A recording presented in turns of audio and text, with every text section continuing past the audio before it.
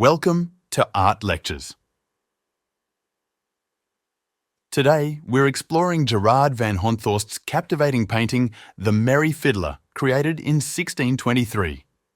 This vibrant oil on canvas measures 107.2 centimetres by 88.3 centimetres and features a joyous violinist in flamboyant, Italian-inspired clothing. The musician surprises us as he leans out from behind an oriental carpet, creating a lifelike and engaging scene. The cheerful man, seemingly emerging from the frame, engages directly with the viewer. He holds a glass of wine in his right hand and a violin with a bow in his left, all while donning a hat adorned with bright plumes. The signature and date on the balustrade read Gonthorst, FE 1623, though the final digit appears to have been altered from a 2 to a 3.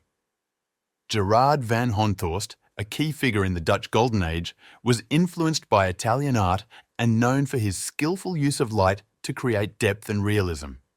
In The Merry Fiddler, the contrast between the brightly lit figure and the darker background enhances the three-dimensional effect, making the scene appear almost tangible.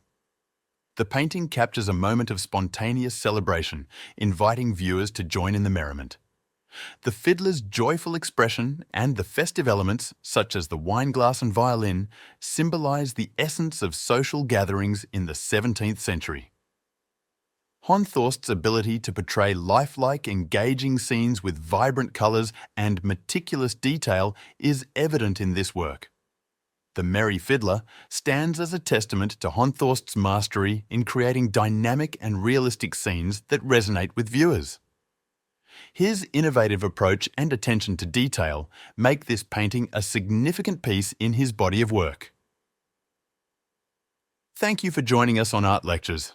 Please like and subscribe for more insightful art explorations.